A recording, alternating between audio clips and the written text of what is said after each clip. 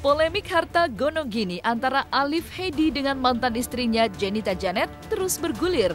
Namun di tengah polemik harta gonogini yang masih disidangkan di Pengadilan Agama Bekasi, Alif justru mengutas kabar yang mengejutkan. Ia, lewat akun sosial medianya, mantan suami Jenita Janet itu mengumumkan bahwa dirinya positif terpapar virus COVID-19. Di postingan tersebut pun, Alif mengisahkan awal mula ia terpapar virus corona hingga sejumlah gejala yang dirasakannya sampai akhirnya ia melakukan tes swab yang mana ia dinyatakan positif corona. Walaupun begitu, sidang pembagian harta gonogini terus berlanjut dan kabarnya Janet yang awalnya kekeh mempertahankan hartanya kini pelan-pelan melunak dan bersedia secara ikhlas membagikan harta bersama tersebut secara adil. Masih pembuktian tertulis dari kuasa hukumnya Alif. Dari pembuktian tertulis, kemungkinan minggu depan itu saksi dari kuasa hukumnya Alif sebagai tergugat. Sebagai penggugat. Ya, baru nanti kemudian setelah itu kami kesempatannya itu diberikan. Apapun yang akan terjadi ke depannya, dia masih berharap mendapatkan 50% dari harta yang saya punya. Silakan aja, berjuang silakan, semua keputusan Allah. Saya udah ikhlas, saya udah pasrah, dan ternyata sekarang Allah tuh benar-benar kayak nunjukin rasa syukur aku yang setiap harinya semakin aku bersyukur, semakin dilipat gandain kenikmatan saya berumah tangga. Jadi saya, kalau memang Allah mentakdirkan dia harus dapat 50% dari harta saya, kalau memang itu udah takdir, insya Allah saya ikhlas, nggak apa-apa. Jujur aja, kalau masalah persidangan, saya udah serahin semuanya ke lawyer saya. Kan ini semuanya sekarang tuh lagi bagian pembuktian dari dia, lagi saksi-saksi dari dia. Kalau misalnya dia tiba-tiba menunda, berarti ada bukti-bukti dan saksi-saksi yang belum dia siapkan. Ya, kalau saya jujur, saya udah nggak mau ngurusin. Dalam arti kan sudah saya percayakan kepada lawyer saya, biar dia yang ngurus. Setiap informasi juga nyampe ke saya. Alhamdulillah semua informasinya nyampe. Ya sekarang kan belum ada pembuktian dari saksi-saksi dari pihak saya, jadi saya belum dibutuhkan untuk hadir di sana.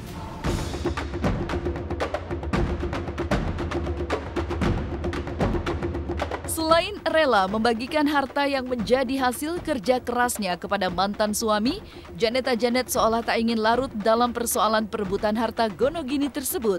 Sementara itu, Janet juga kembali harus menepis tudingan miring netizen tentang sikapnya meninggalkan Alif, mantan suaminya yang sudah menemaninya berjuang dari nol demi laki-laki lain. Tak ingin terlalu larut dalam bayang-bayang masa lalu, Jenita Janet pun kini lebih fokus menikmati kebahagiaan rumah tangganya bersama suaminya, Danu Sofyan. Ini untuk saya ngelurusin nih, karena dibilangnya Janet meninggalkan laki-laki yang katanya berjuang dari nol sama Janet, terus meninggalkannya untuk laki-laki lain. Itu semua salah ya, itu semua salah. Kemarin aja nih saya udah bercerai, berkukuh cerai gara-gara dia selingkuh, saya masih ngasih kesempatan buat dia bisa balik lagi. Tapi dia tidak menggunakan itu dengan baik, malah ngejar cewek lain yang sekarang dia lagi deketin. Ya, jadi sudah cukup para netizen, pemirsa, nih saya udah ngomong yang sejujur-jujurnya. Orang tuanya sudah tahu, semua bukti-buktinya ada. Gak usah saya liatin, mungkinnya kasihan nih, saya juga sebenarnya terpaksa nih ngomong kayak gini. Kalau dia nggak bilang saya selingkuh, saya nggak akan bilang yang sebenarnya. Ya, cuma di sini masalah persepsi aja. Saya nggak mau dibilang meninggalkan cowok dari nol. Kalau bukan gara-gara kesalahan fatal dia, saya tidak akan melakukan seperti ini. Saya pasti support apapun tentang masa lalunya dia, tapi ya saya pasti membiarkan dia untuk mencoba menyelesaikannya dengan baik-baik. Karena saya nggak ada saya nggak punya hak dan wewenang untuk mencampuri urusan masa lalunya dia, karena biarkan urusan masa depannya aja jadi tanggungan saya.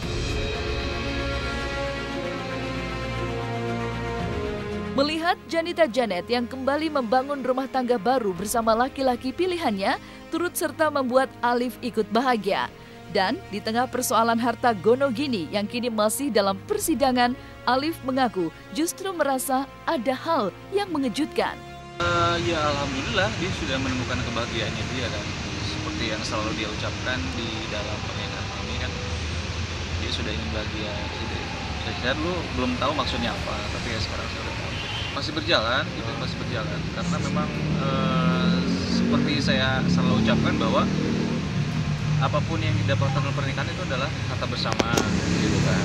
Jadi apalagi saya memulai semuanya dari nol dengan Janet, saya juga ingin menepis anggapan orang-orang bahwa memang anggapan itu dikondisikan oleh Janet supaya saya itu seolah-olah tidak bekerja, saya seolah-olah tidak ada andilnya dalam karirnya dia gitu kan. Jadi semua orang sekarang hampir rata-rata orang membuli saya kan. Saya merasa terjebak aja. Iya, merasa terjebak. Kenapa tuh?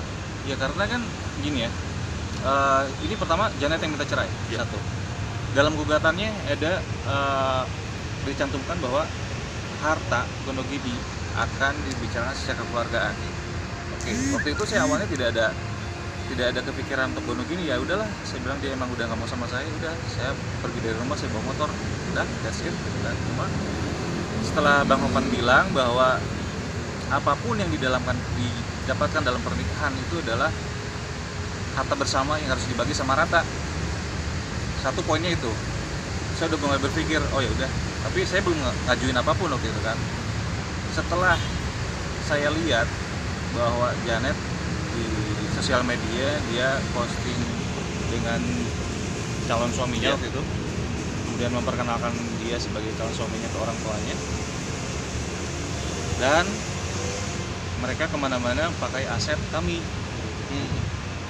pakai mobil kami, pakai tempat tinggal kami di Bandung dan sebagainya. Jadi saya pikir kok nggak adil ya gitu. Maksudnya dulu perjuangin semuanya dengan saya, tapi menikmatinya dengan orang lain, dengan laki-laki lain. 30%. Masalahnya 30%. Bilang, udah saya cukup 30% aja kok, saya bilang. Sekitar sepertiganya aja. Janet nggak mau dibagi. Janetnya nggak mau dia sama sekali nggak mau ngebagi apapun.